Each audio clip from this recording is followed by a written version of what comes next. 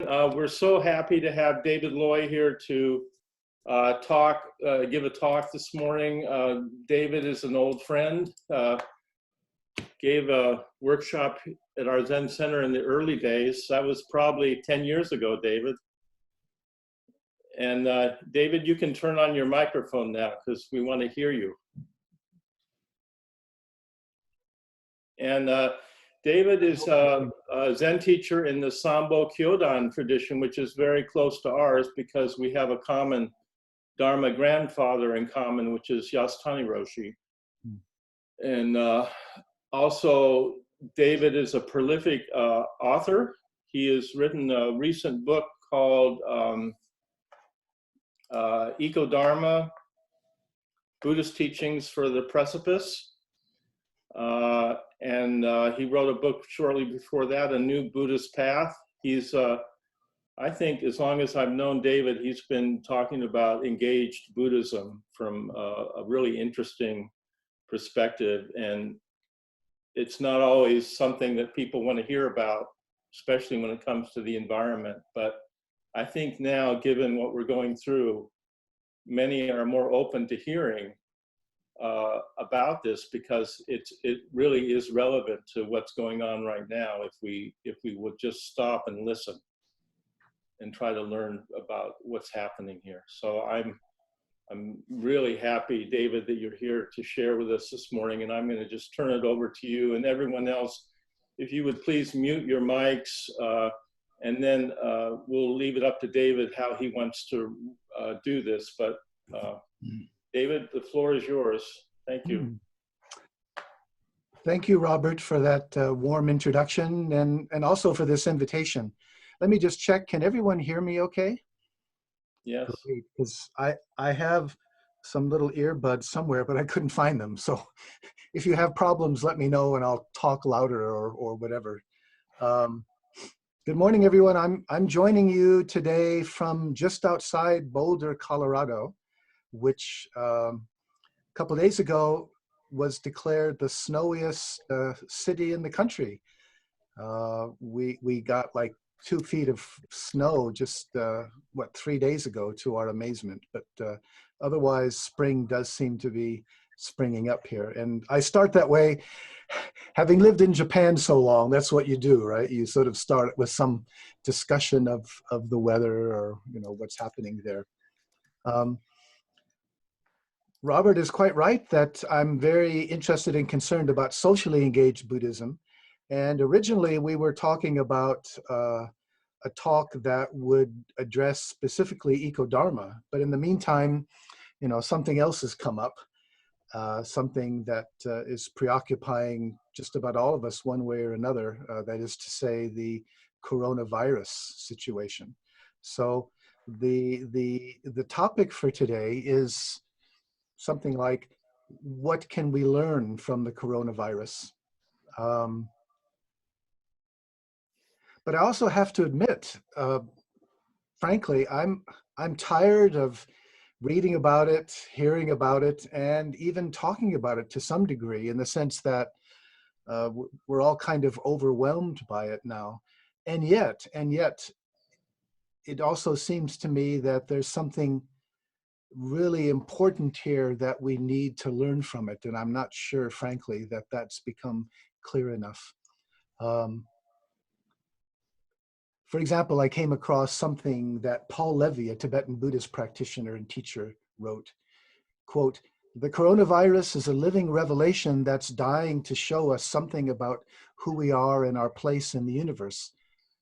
What it's revealing to us is crucially important for us to know. Our very survival depends upon receiving its message." Interesting. Is that really true? And if it is, in what way? I mean, what do we need to learn here? I mean, one thing is kind of obvious, right?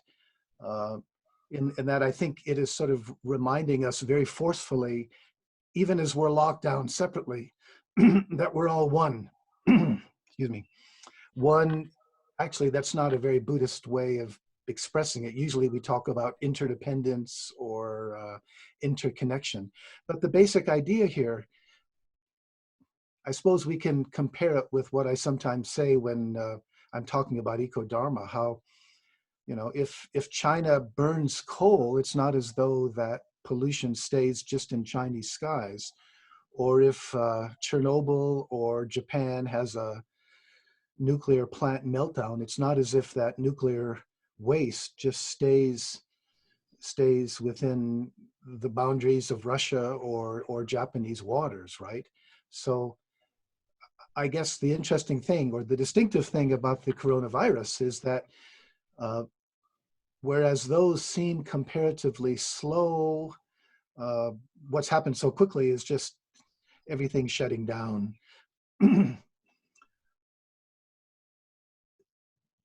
But nonetheless, the fact that it spread so easily, it just reminds us of our interconnectedness. And it also, I think, highlights the kind of unskillfulness of sort of putting up national or other barriers and becoming, like our president has done, tried to call it the Chinese virus, as if to sort of, simply blame somebody else. In other words, it's interesting how our response has tended to fall back, or insofar as it has tended to fall back into sort of a tribalism. Um, I guess I would say it sort of reminds us that in this incredibly high-tech, interdependent, modern era, the fact that we're divided up politically into more than 200 little gods, um, responsible to nothing greater than themselves and limited only by the other gods around them. This is looking like it's not working. It's not working well enough. Um, the other thing that the other oneness or connectedness that we're also sort of so intimately reminded of here is simply our organic oneness with the earth. Um, reminding us of our animal nature, as it were. It, I was always interested to learn that in addition to the cells of our own bodies, that is to say, the ones that have our own distinctive DNA, we also have at least as many, and many people say many, many more microbes within us that have a very different DNA. And nonetheless, we are very much dependent on them as they are dependent upon us in order to flourish, right? In other words, it just raises this interesting question, where do I end and where does the world begin, or the rest of the world begin? And it's really a kind of a fluid boundary that's never fixed. Um, anyway, to some degree, I think all of that is kind of obvious, or at least, something many of us have been thinking about. But there's one more thing in particular that has become clear to me reflecting on it. And I'd like to focus on that and share it with you by talking about caterpillars. Uh, I still remember in grade school how curious or fascinated I was to learn that caterpillars and butterflies aren't two different species, but in fact, they're two stages in the life cycle of the same species, right? That's fascinating enough. But what I didn't realize much or didn't notice much at the time, and maybe I'm not the only one here, is in some ways the most interesting stage of all is the middle one, the chrysalis, right? It's like in the caterpillar stage, you have this being that is insatiable, right? Devouring leaves, devouring vegetables, whatever it can, until suddenly one day it stops, or we could say its whole world stops, uh, kind of like ours has. And frankly, I don't know how much of this stopping is because of some kind of internal biological clock or how much it's affected by environmental factors. But in any case, the worm here enters into what some people call the profound isolation of the chrysalis. And as it's enveloped by threads, it literally melts into what are called, and this is a fascinating term, imaginal cells of the cocoon. That goo of possibility, I'm quoting now, is the beginning of an unimaginably different future. The fragile butterfly that emerges is no longer a gorging consumer. It's a bringer of new life to the plants that it once destroyed, by which I think it means it's probably fertilizing them in some way as it flits around. Anyway, I, and maybe most people, when I learned about this, we tend to focus on the caterpillar stage and the butterfly stage, passing over this middle stage of imaginal cells. But here's the really fascinating, I think. When you look at what's going on in the cocoon, it's not as though the legs, say, of the caterpillar are slowly sort of transforming into the wings of the butterfly. It's much more interesting that the whole thing dissolves into these imaginal cells, which is a goo, in which case, the cells are differentiated from each other, at least as I understand it. It's a kind of chaotic situation in the original meaning of chaos, which is not confusion, but formlessness. And that's interesting too, since that's another translation that we sometimes hear for shunyata, the term that's usually translated as emptiness, but sometimes it's formlessness, right? So it's truly amazing how this goo of all these sort of imaginal cells that are truly formless, they don't have any, they're not differentiated. And then suddenly out of this, there's this incredible self-transformation. And this new creature just self-organizes and appears. And it's not as though the caterpillar is doing this, right? The caterpillar is gone, it's dissolved. So this interesting question, what's doing it? Well, there's something deeper that self-organizes. And in a way, one of the things I'm struck by here is a kind of similarity to something Zen emphasizes, that enlightenment can show it's not something that we can do. It's not something that we make happen. It's very different. It's that in our practice, by meditating in the way that we do, we are letting go of ourselves. We are, as Dogen expressed it, forgetting ourselves. And in doing that, we are sort of trusting the process that something is going on, similar to what's going on, right?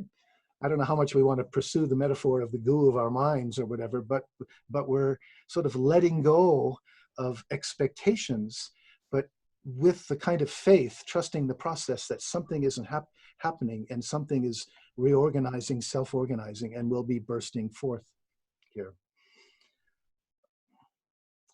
As you probably guessed, then my interest in these three stages is as a metaphor for our present spiritual situation and possible growth, not only individually, but this is fascinating too, collectively, right? So it's easy enough to see the caterpillar, this first stage of personal and social preoccupation with what? With consumption, with devouring, with desire, with growth.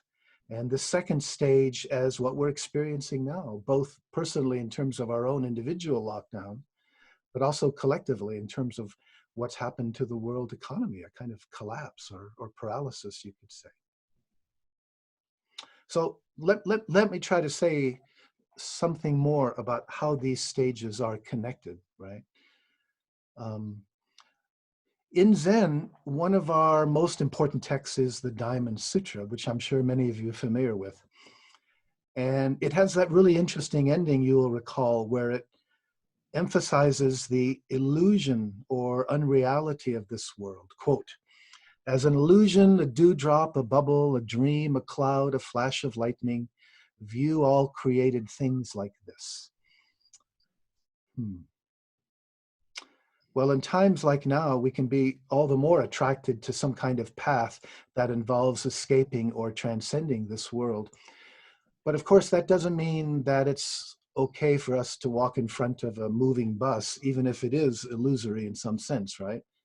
I mean, a better way to understand this is that the world as we usually experience as we usually experience it and as we usually take for granted, it's not real in the way that we usually assume. That actually how we experience is a psychological and social construct.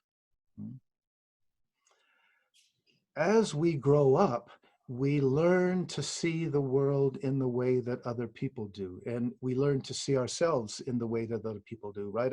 An infant isn't born with a sense of self, and the infant doesn't see the world in the way that adults normally do, right? And a lot of that has to do with learning language and how to use language, because it's with language that we sort of divide up the world into a collection of separate things. And we don't just do that. We do that in order to use them.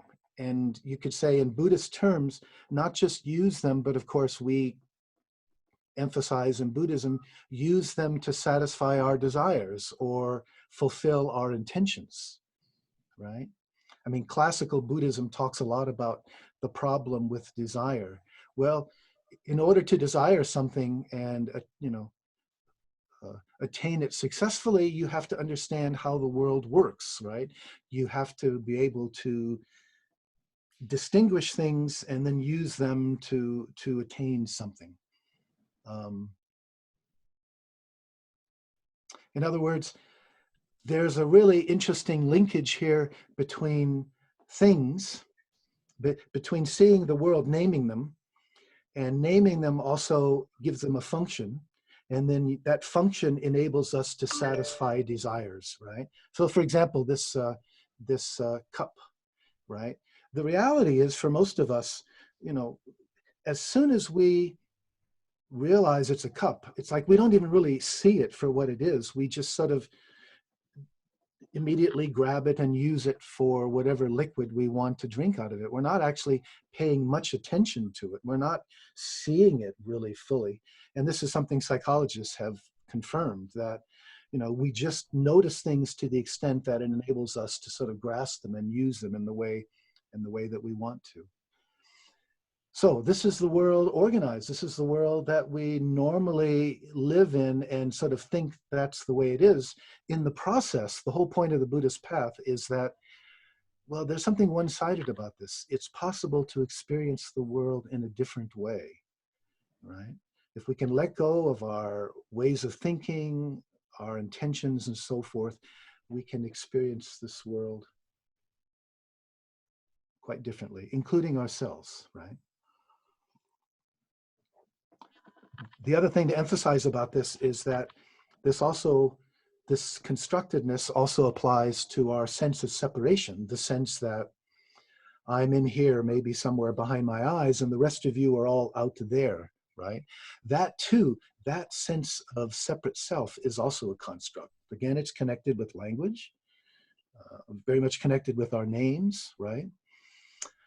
At some point, one of our caregivers, maybe our mother, she looked into our eyes and said our name, and we learned to identify with that name, and we also learn to see ourselves in the way that she and other people see us.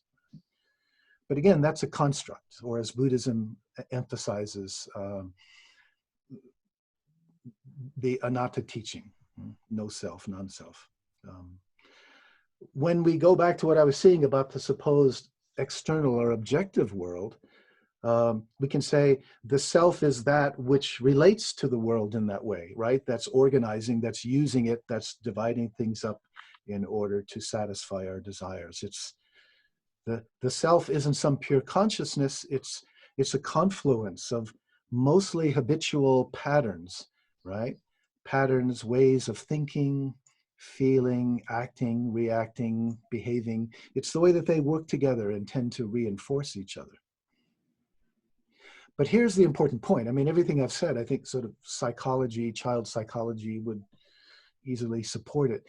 What's important about Buddhism is that it emphasizes that there's something unsatisfactory about this whole process, something incomplete about it. This is the connection that Buddhism makes between dukkha, suffering in the broadest sense, and desire, right? We can't become happy by satisfying our cravings, which are endless. Right? In fact, Buddhism shows us a different way of experiencing the world and therefore a different way of living in the world. And it's interesting here, I was reminded of a little poem by Rumi, right, the Sufi guy, titled "The Worm Wakes." I guess I thought of it because worm is kind of close to caterpillar, but I mean, I think it works. This is what the poem says. This is how a human being can change. There's a worm addicted to eating grape leaves. I guess we could say it's a caterpillar too, right? Suddenly, he wakes up. Call it grace, whatever. Something wakes him, and he's no longer a worm. He's the entire vineyard and the orchard too. The fruit, the trunks, a growing wisdom and joy that doesn't need to devour. He's not talking about a butterfly there, but he's talking about, again, metaphorically, how we can come to experience the world in a way that is somehow not dependent, doesn't understand our happiness in terms of satisfying our desires, right?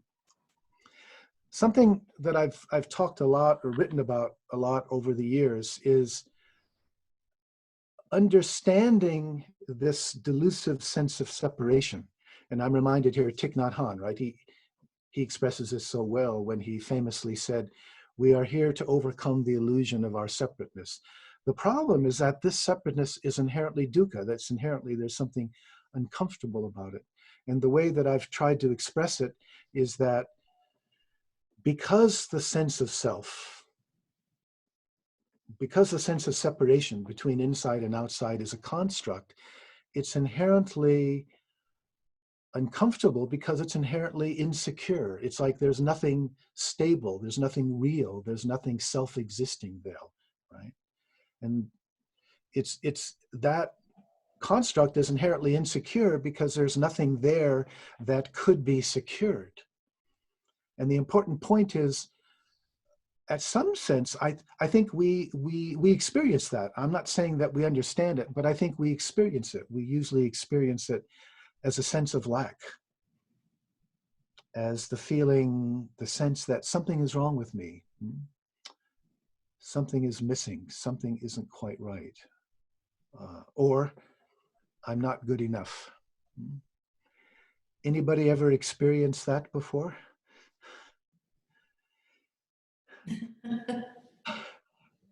That's no surprise, right? I mean, I think this is one of the great kind of open secrets of life.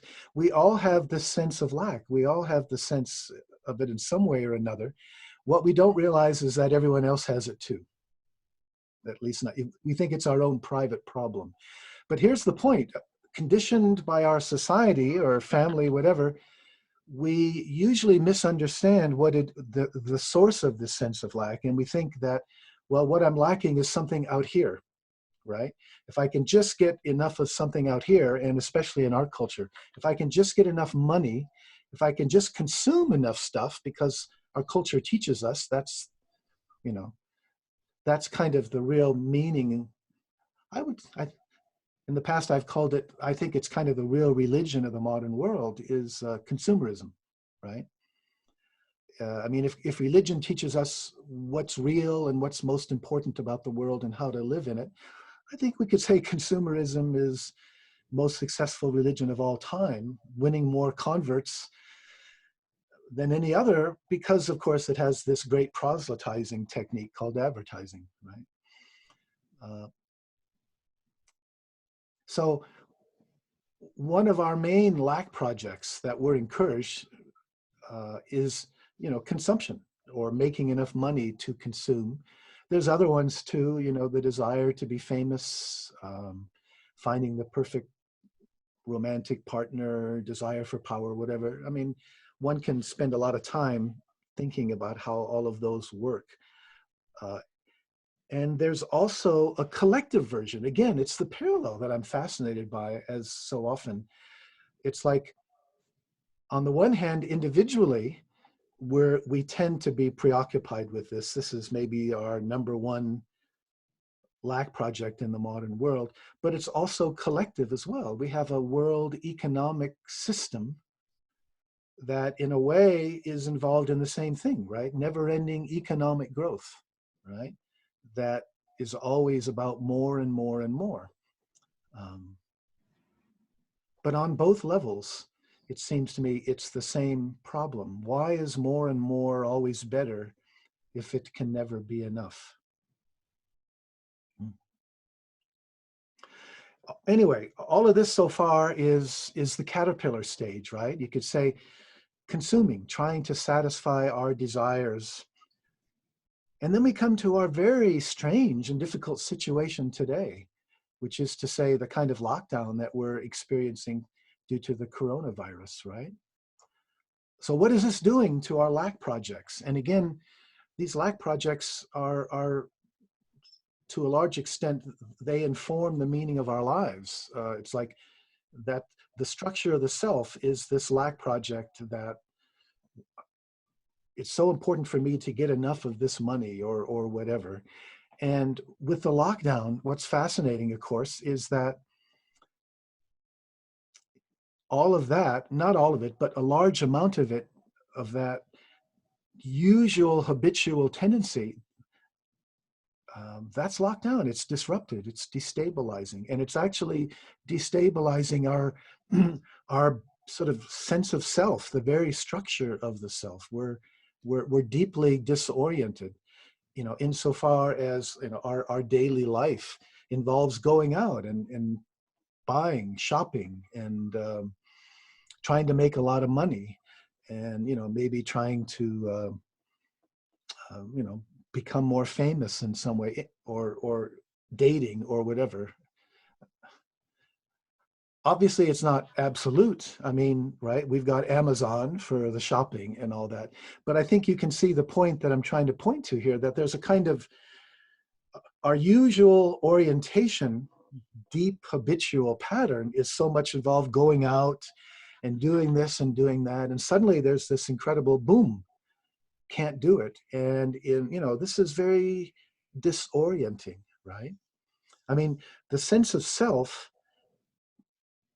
the sense of separation is always uncomfortable, but now thanks to our lockdown, it's much more aggravated. And we can add to that this don't know mind, this essential Zen teaching, which seems even more relevant today when we don't know when, how, or if things are going to recover, right? Maybe fairly soon, maybe not for a long time, maybe they won't settle down into a new normal. Maybe the new normal will not be normal. It could be very erratic.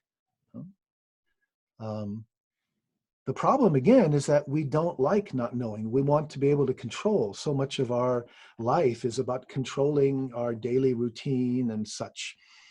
And also being able to predict to some degree what's going to happen in the future, when we'll finally be okay. But now we don't know if that's going to be the case. One of the really interesting things about these lack projects is that they're all future oriented, right? In the present, we have this sense of inadequacy or lack, but then we project this future. When I've got enough money, or when I've got that new car that I think I need, then I'm going to be okay, right? It's always future oriented. But hey, what's happened? With the lockdown, the future too is on hold, right? In that way too, the basic structure of the self in terms of our future orientation, what we're going to do and where that's going to get us, that's shaken. That's worse, right? Does any of this sound familiar to our own lives? I mean, am I speaking to simply my own experience, or is this relating, you know? In other words, we find that suddenly we're a chrysalis or a cocoon shut down. We've become clusters of imaginal selves. There's a kind of a formlessness in our lives. You know, we create new habits, but in terms of the shutdown, it's largely beyond our control. Now, here's the point. As Zen practitioners, we know that this isn't all bad, right? This forceful dissociation from our usual routines, we're familiar with that. It's called sesshin. It's called retreats, right? This is an opportunity to go deep into our practice and to give our meditation an intensity that usually requires something like a retreat. I read an interview with a Harvard psychologist named Susan David talking about how living through a crisis can be genuinely formative. She says, quote, "People who've gone through trauma or struggle in the way we're experiencing now, that can simultaneously be distressing, but there's also enormous growth and power that can come from it. When everything is business as usual," she says, "what happens is we become hooked into an autopilot mode of living." And I guess that's what I'm trying to focus on, this sense of autopilot, our usual habitual patterns of behavior, now so much disrupted. She says, we all have our habits and routines, and often very impacted by social contagion. Someone else gets a promotion, we want a promotion. Somebody else gets a Tesla, we want a Tesla, trying to live up to the Joneses and all that. And she says, with all the things that we've got to do, we don't just have the opportunity to actually be with ourselves, to be with our difficult emotions, and to use these emotions or to alert us to a need for change. So I think she's not referring to anything in terms of meditation, but she's making, I think, the same point of how valuable this kind of disruption can be. And I just want to add here, just a few days ago, I saw a wonderful Netflix film about El Pepe, who was the president of Uruguay. And fascinating guy. Back in the 70s, he was one of the Tupamaros, the urban guerrillas in Uruguay. He was captured, spent 12 or 13 years in prison, escaped a couple times, got caught again. And then somehow, I don't know the details of how it all changed, but later he became a minister, and then he became the president. And he's this amazing guy. He wouldn't live in the palace. You know, he wouldn't allow for, the fancy car. His only possession was an old 1978 Volkswagen Bug. He lived on a farm that his wife owned, and they grew chrysanthemums. And he was the most unpretentious guy you could imagine. I just loved watching him. He seemed such a genuine guy. But as he said very early in the film, sometimes what's bad is good. He had a horrible time in prison. I mean, as you can imagine, a lot of it was solitary, but somehow he was able to use that. Somehow he was able to grow from that. But of course, for those who don't know how to deal with it in that way, the increase in anxiety that most of us are experiencing now is very threatening. Making some people more neurotic or worse. And already psychologists are pointing out, therapists, that people who are having substance abuse, trying to deal with substance abuse problems, this is making things worse, right? If you're trying to get off alcohol or drugs, it makes it all the harder with this additional kind of anxiety. As someone wrote, half of us are going to come out of this quarantine as amazing cooks. The other half with a drinking problem. Maybe you're familiar with that, something going around the web. I thought that was appropriate. So, there's different ways of going here, right? Now, I've got to emphasize a kind of condition here, or qualification. I'm talking to Zen students, right? All of you. Needless to say, this cocoon isn't going to work the same way, if it works at all, for, say, someone who's home. Maybe you've got a single parent with a full-time job and 3 kids under the age of 15, right? I don't know if you can call that a cocoon, but if it's a cocoon, it's very different than the kind of cocoon that I'm talking about. And the real challenge, isn't going to be what's happening when you're meditating. The real challenge is simply going to be coping. That'll be another sort of, I mean, a lot of good can come out of that too, but I'm certainly not going to, I just want to be clear here that in a way, talking the way that I'm talking to all of us here, a reminder of our privilege that we can, you know, most of us can cocoon to at least some degree in the way that I'm talking.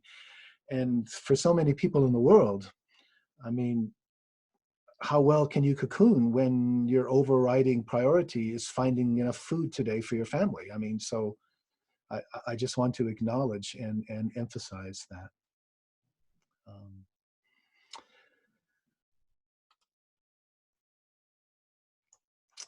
In order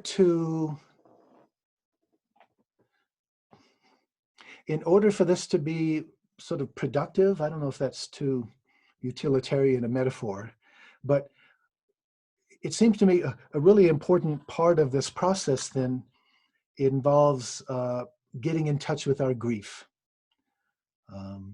It's not just anxiety, but I think grief, which we can say it comes from the awareness of what we're losing. What's that great line? Grief is the price we pay for love. And just as, you know, somebody like Elizabeth Kubler-Ross has talked about the different stages of grief associated with dying, I think there's something very similar here. I mean, others have pointed out that these stages are not linear, right? You can go from one to the other and more than once to any stage. But there's fascinating parallels, I think, between what she talked about and what many of us are going through right now, right? Denial, right? What was her order? Denial, anger, bargaining, sadness, acceptance, something like that. So the denial, right? Well, the virus won't affect me, right? It's not going to affect us, right? We're going to be okay. It won't affect me and mine. Anger, you know, it's making us stay home. It's disrupting our routine activities. Hey, I was supposed to go, I'm supposed to be in California right now and, you know, doing a lot of workshops and lectures in different places in California and then go to Europe. Yeah, that's all disrupted. There's the bargaining stage. If we social distance for a couple of weeks and everything's going to be okay, right? Sadness, we don't know how this is going to end. And finally, acceptance. This is happening. We have to figure out how to proceed. Or as the Zen koan puts it, we can learn to respond appropriately. I think you're all familiar with that koan. You know, the student asks the Zen master, what's the constant activity of all the Buddhas and Bodhisattvas? What is it that awakened people are doing all the time? And the Zen master simply responds, responding appropriately. And we can do that, right? We can wash our hands. We can keep a safe distance. We can learn how to work virtually and so forth. And of course, we can also use this grief to charge or to encharge or vitalize, deepen our meditation practice, right? So many parallels here. And it really, talking about lack is just a slightly different version of what Buddhism has always talked about in terms of mortality, right? I mean, so much of the Buddhist path is an encouragement to face our mortality.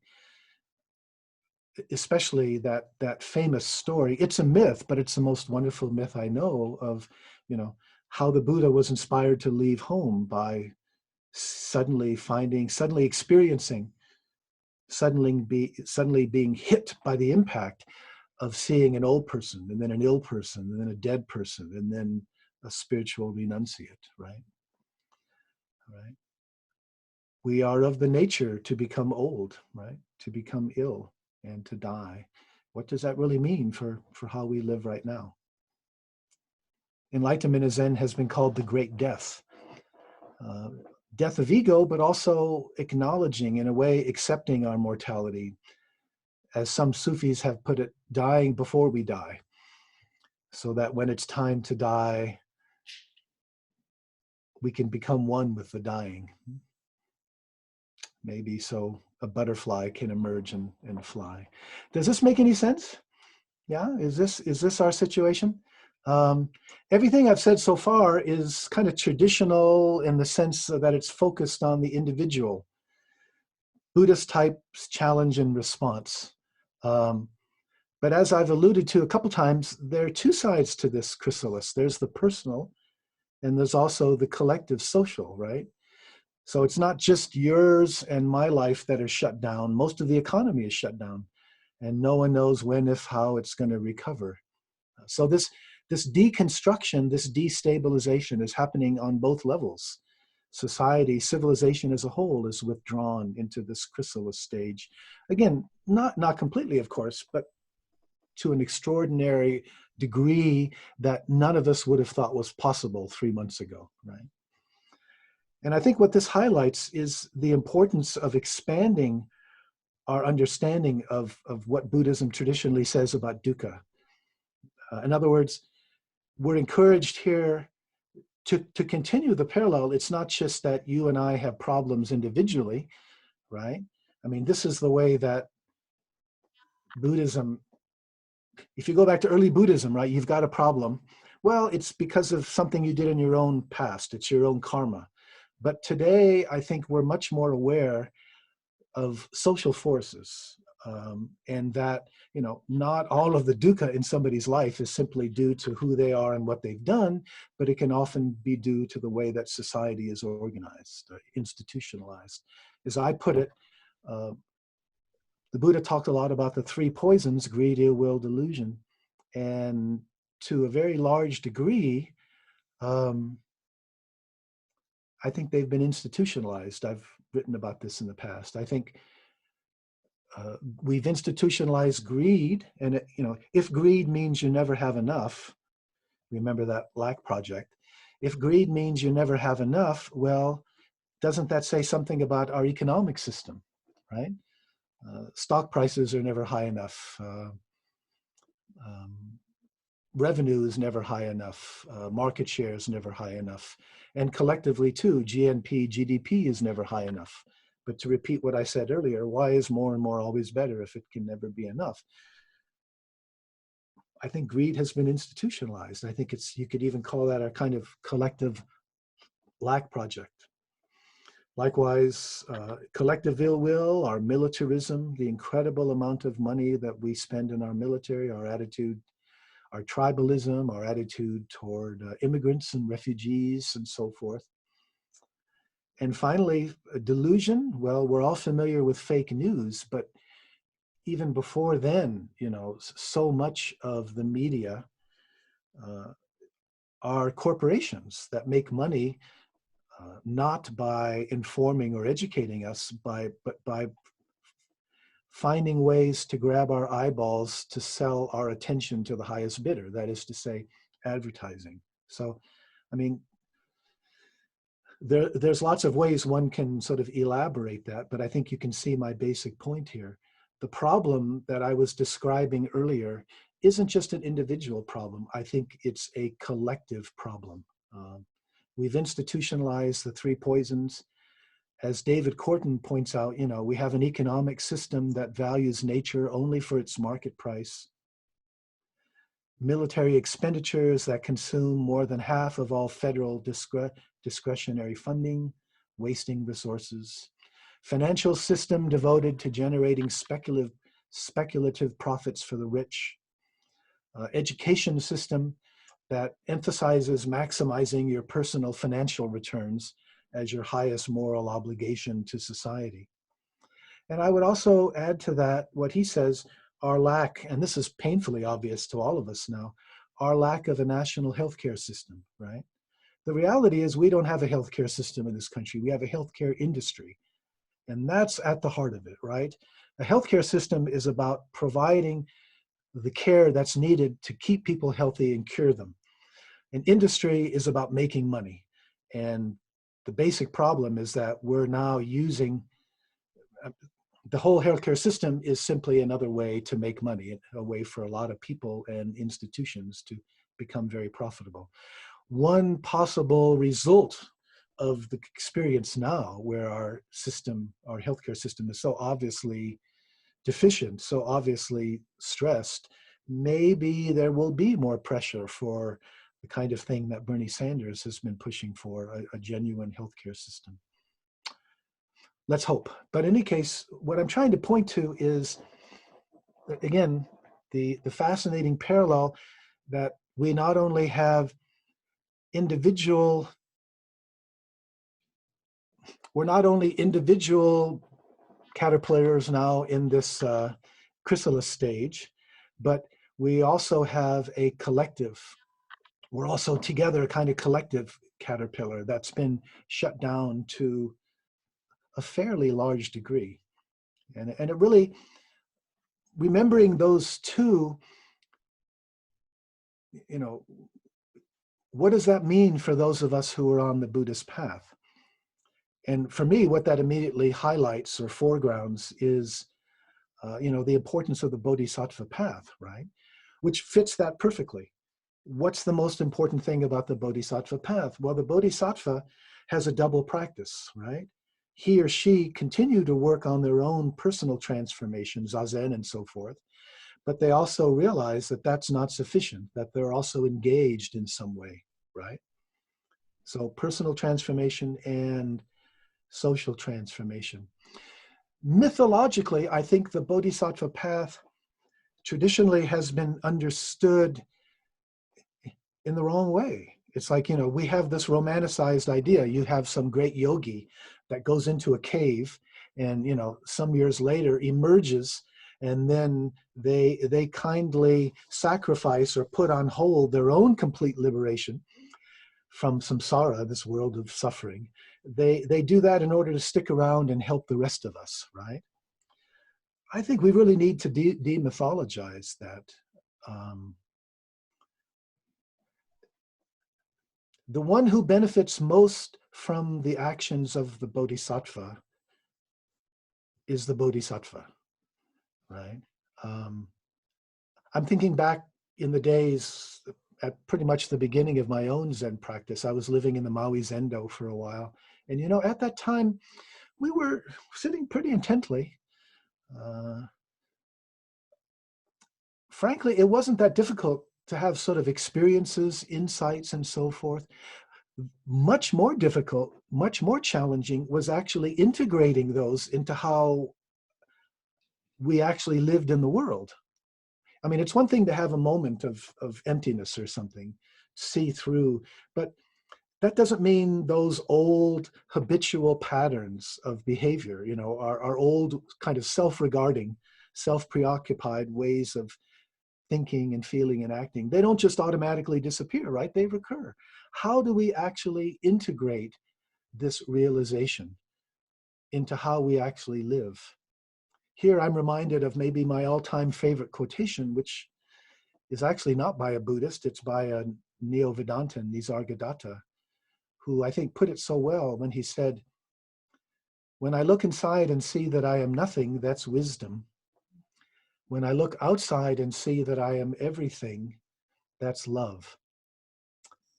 Between these two, my life flows," right? Wisdom and love. But to see that we are everything, okay, what does that mean in terms of the new meaning of my life, right? Insofar as I had the sense of separation, the sense of lack, it's all about me. It's all about what can I do to fill up this void at the core of my being. But now with the kind of realization that he talks about, that Zen talks about, it kind of turns us around. Okay, this meaning system doesn't make sense anymore. Insofar as I feel, insofar as any of us wakes up and realizes what Rumi was talking about, what Nisargadatta is talking about, how do we want to live in this new way? And how do we create that? How do we reconstruct ourselves? You could say the meditation is the deconstruction. This is the reconstruction, transforming our basic motivations. And we do it by doing it. I mean, it's not something that just goes on in our head. We get out there and we engage. I was delighted to hear before the talk all you guys are doing in terms of making masks and gathering stuff and donating to Housing Forward and so forth. I mean, so many of us still have the idea that, this is a distraction from our real practice. The real practice is meditation and koan work, and when we're going out in the world. No, that's an essential part of our practice, because that too is transforming us, right? But it's also transforming us by doing what we can to work for the betterment of everyone, including addressing the kind of institutions that we have these days. So,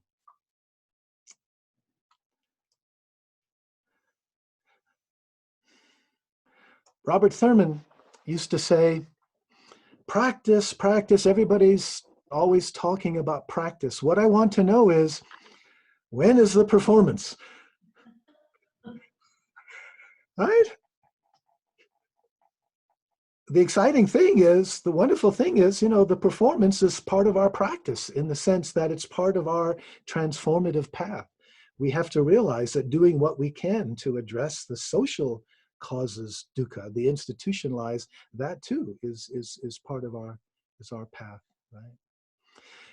If we don't do that, if we simply think about our practice in terms of our own awakening, and we ignore or minimize all this other social, the social side of it, if we keep doing that, I think there comes a point where our self-centered practice becomes part of the problem, right? We end up reinforcing that delusive sense of separate self.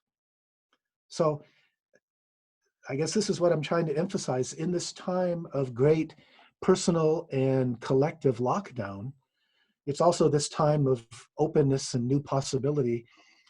I think we're really challenged not just to, use this time, to get more deeply into our meditation at home, but also to, to ask ourselves, how do we respond to these larger issues?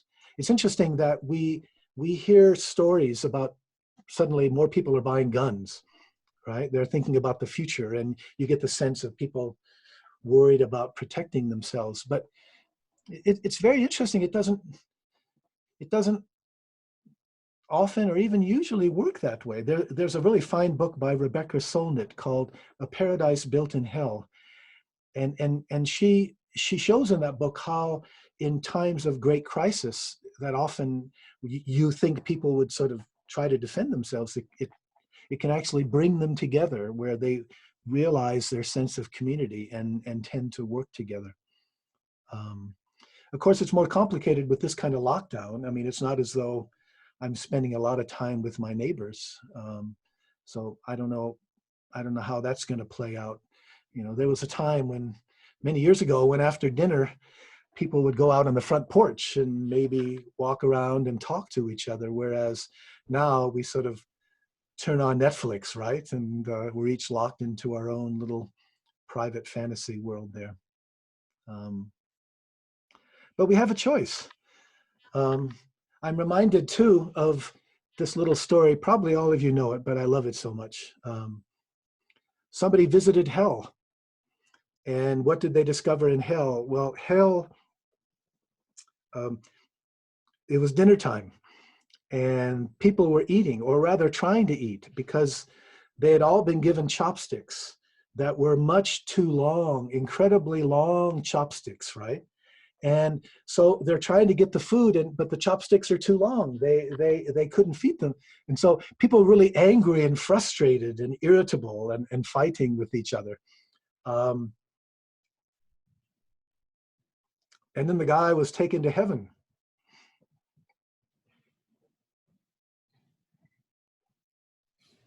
Same thing.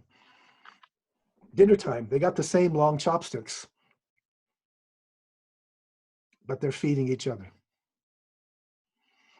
Same long chopsticks, but they're feeding each other. So it's really this question: what kind of a world, not only individually, but collectively, are we going to, reconstruct out of this kind of situation? Which way do we want to go? What's going to emerge out of this personal and collective chrysalis, right? Let me end by quoting David Corton. This is humanity's wake-up call. As we awaken to the truth of the profound failure of our existing institutions, we also awaken to the truth of our possibilities and interconnections with one another and with the earth.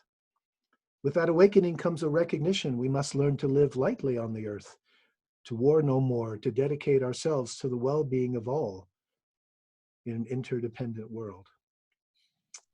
Now, how wonderful it would be if that were the beautiful butterfly to emerge. May it be so.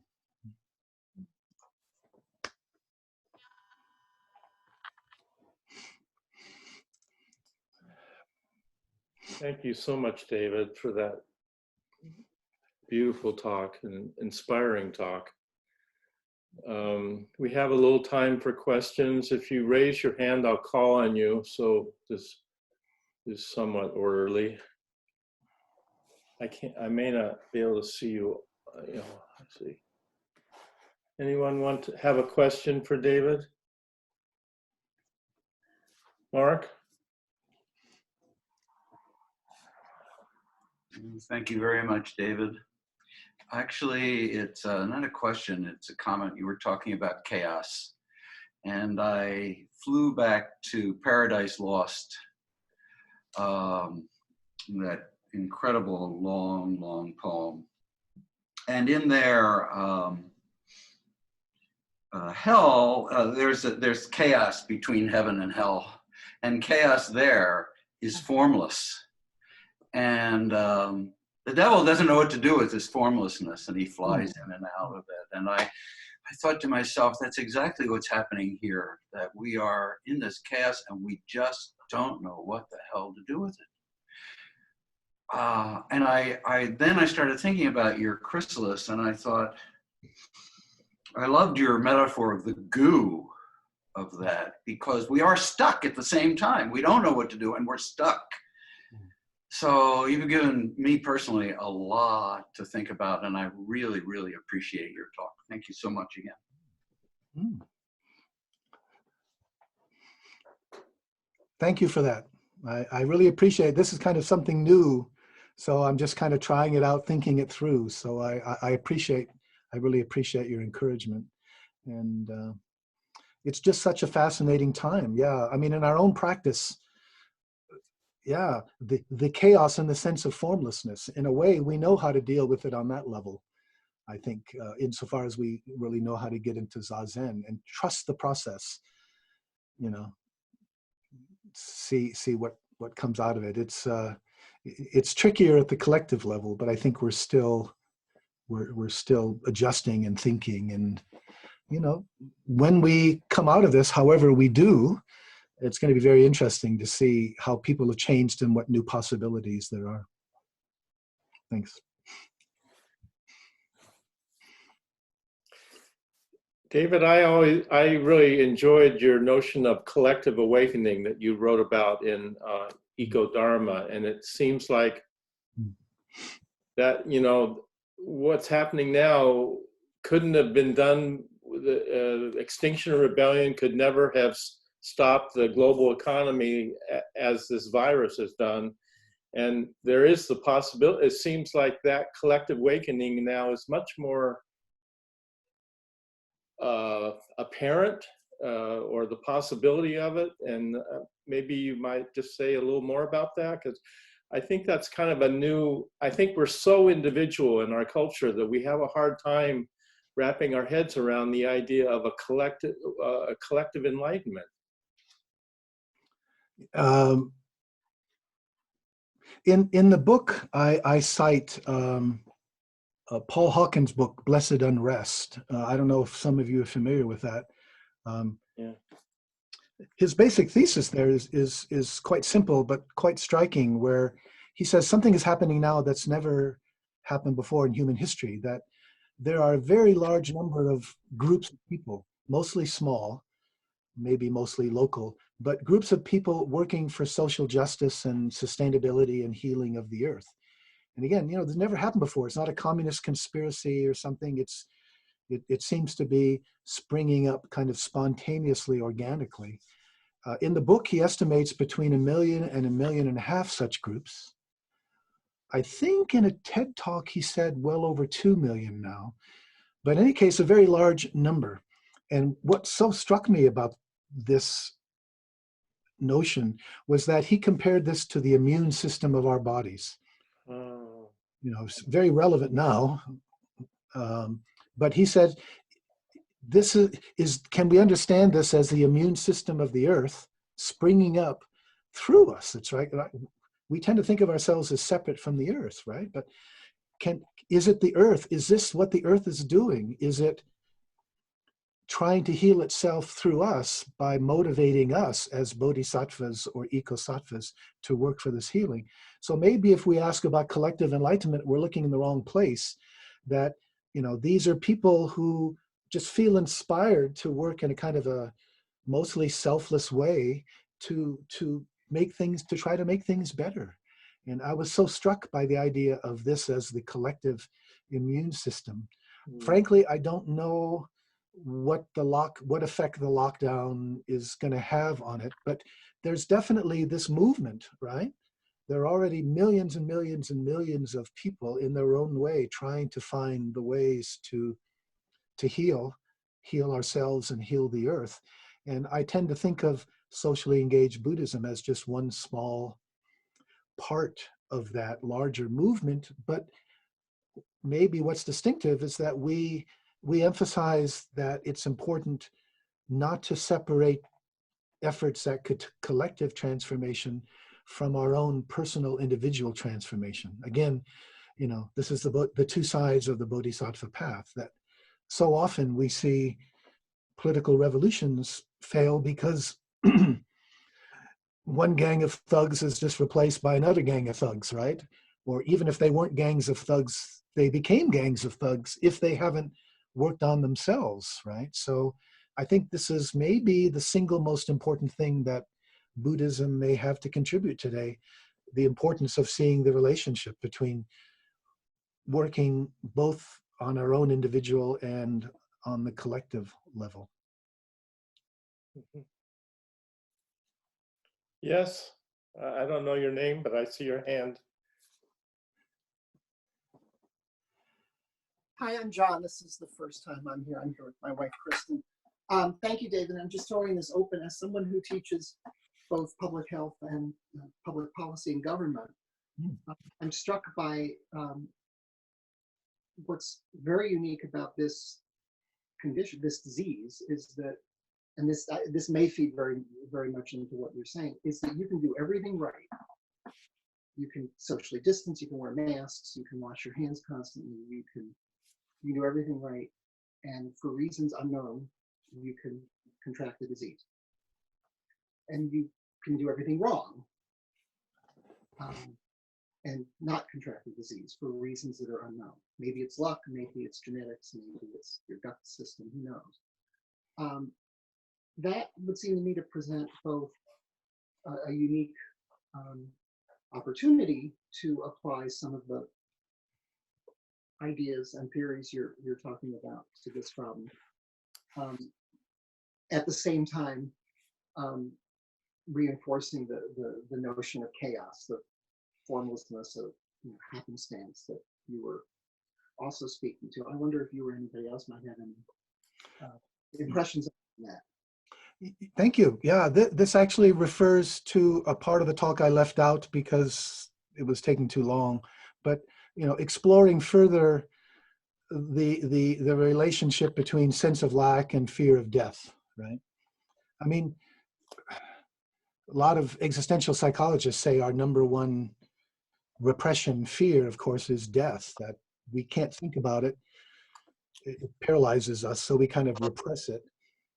But then it comes back, the return of the repressed, it comes back in kind of compulsive ways. So you can connect that with consumerism, for example, and many other kind of compulsive, obsessive sorts of concerns. The interesting thing about death is that it can come at any time from anywhere, right? It's like, I mean, in daily life, we don't want to think about that. So, that's why we have all of these ways of kind of holding it at bay. But look, right outside my window here, there's a huge there's a huge tree, cottonwood tree, very big, very old, and it probably won't collapse, but it could. Could be a windstorm. It could collapse on the house. It could kill me right now. That help, or I can walk down the steps. There's a place it's like, it's just so easy. We don't know. Death can come anywhere from any direction. It's invisible. Well, does that sound familiar? I mean, it's just what you said about the coronavirus. I mean, it taps in so perfectly to this invisibility, unknown quality. And so what it really encourages us to do, and I didn't say enough about it, but is sort of really face our mortality. That whereas, I mean, our number one defense against death is everyday life. We just get preoccupied with this and that and our usual habits, right? And the coronavirus, what it means is our everyday life could be, as you said, leading to death. We don't know. I mean, it's quite fascinating. We tend to think of, we're going to live a certain number of years, and then we have to worry. But of course, cancer or accident or any kind of thing can happen at any time. And at least from a Buddhist point of view, I think what this does, it'll make us more anxious, but also that's what Buddhist path has basically been about, in the sense of helping us become more aware of our mortality and using that to transform ourselves. Something like that. Anyway, that's just a couple of reflections on your remark there. Yeah, it's fascinating. We don't know. You can do everything wrong and be okay. You can do everything right and die. Isn't that life? Yeah. One of the metaphors that's being used a lot is, we're going to war against the virus, which may or may not be useful. But when we've gone to war in the past, we had an enemy that was identified that you could fight, but there's no cure for this virus right now. So we're just kind of left with this disoriented sense of, just disorientation. There's no way to fight this. We can try to prevent it from spreading, but it's really just a lot of not knowing. And I think that it's a kind of interesting situation to be in, that we're facing the first crisis like a world war that since World War II, and we have no weapons to fight it with, actually. Nothing. No vaccine. So can we say the real enemy is death here? and it always is, and ultimately that's an enemy that we don't defeat. So it's important for us to sort of come to experience that fear, our apprehension, in a different way, to somehow integrate it into our lives. So it's really an opportunity to look at our lives in a clear way, if we're willing. David, this has been wonderful to have you here. I hope you are safe in Colorado, and that we really appreciate you taking the time to share with us. And we could have a little time for connecting, or I always ask this now when we're meeting, and I forgot to ask before, but if someone is not well in our community and that, please let us know. We have drivers, people that can do deliveries. We want to know if someone is sick or not well, so that we can respond more effectively as a community. We're all in this together. So any other comments, thoughts, anything anyone wants to say? It's so wonderful to see old friends like Liz up in Wisconsin, people from different parts of the country, Robert in Milwaukee.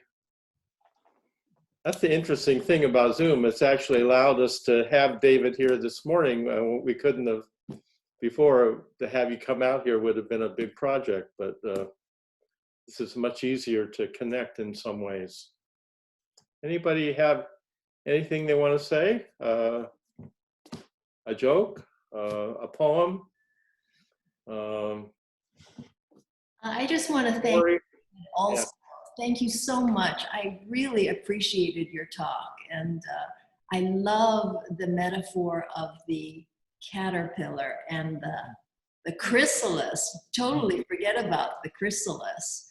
So thank you very much, David. Really. You know, I think it's also really important to have sort of community time. So, Yeah. you know, don't think that people need to talk about the talk or address me, but it's a chance to say hi to old friends and new friends and share. So please go ahead and do that. I'll just piggyback along if I can. Happy just to be part of it. Anyone? Earl? Yes, hi. David, thank you so much. It was a wonderful talk. I'm going to look up on Netflix about Il Pepe. Thank you. Lovely, lovely film. I hope you. I wanted to say a little bit about the mask project. Also, I wanted to thank Susan Sensiman for her fabulous, simple mask design. So I'm just kind of whipping them out, which is fabulous. And then I wanted to just also thank Robin, because the other day, you know, I washed all of the masks and all the cords. This new design has cords in it. And I put them in the washer, and it was this tangled mass. And I was like, oh my God, there were like 75 masks in there, totally tangled. And I thought, somebody must like to untangle knots. So at the Friday morning poetry, somebody asked, you know, how's the mask project going? I said, well, I have this huge tangled mess right now. I need somebody to untangle it. And Robin says, I love to untangle knots. I love when it gets untangled, I'm very patient. I said, great. And Chris Dussel said, I'll pick it up. And so she did right after. And Robin, I don't know, it took you a few hours to undo that. We got all the masks ironed out, and we got it to Housing Forward that afternoon. Christian delivered it, right? Thank you, Christian. Yeah, so it's really a fabulous, fun kind of effort here. Sounds like another metaphor for our practice. It's your worst fishing nightmare, like when your line gets all tangled up and you see the big fish out there jumping and you can't do anything.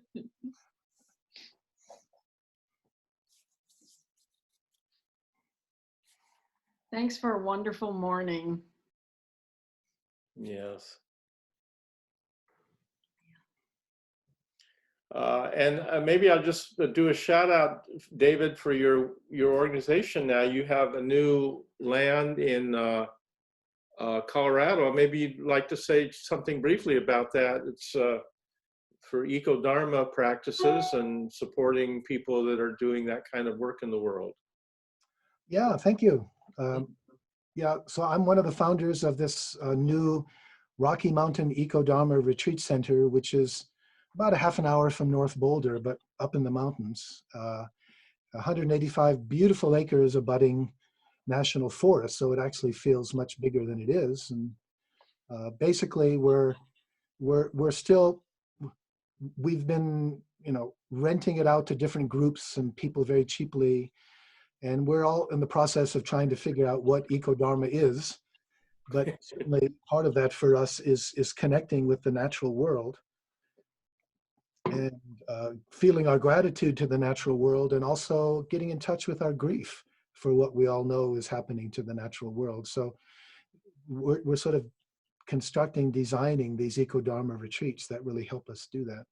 But it's worth mentioning that's shut down like almost everything else these days. We're concerned financially because, you know, about half of our expenses are the same whether we're operating or not. So that's something we're doing. We're we're going to be having a fundraiser soon to try to keep it going. But if you're out this way, I mean, it's just a wonderful place. And it's not a place that people can simply sort of drift into, but there's so many interesting retreats. So that if you were interested, please check out the website. And maybe sometime in the future, you might be able to join us. And if you're interested in that topic, let me just do a plug for my own book too. Actually, the title's a little bit different. At the end, we changed it. Oh, Eco-Dharma, subtitle, Buddhist Teachings for the Ecological Crisis. So. Great. Love to see that. I think we should do a retreat at your place someday. You can do that. You can rent our place. Robert and your group could rent the place. You could have it for a weekend or a week. There's competition, so you've got to get in there. But I'll do what I can to help you. Okay. okay.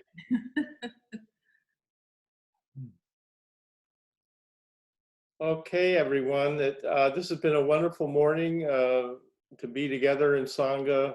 Please take good care of yourselves, take good care of your family, your neighbors, your community during this really difficult time. Let's just try to keep our practice grounded and strong, and see how we can respond in ways that help others and bring us together as a culture, as a world, really.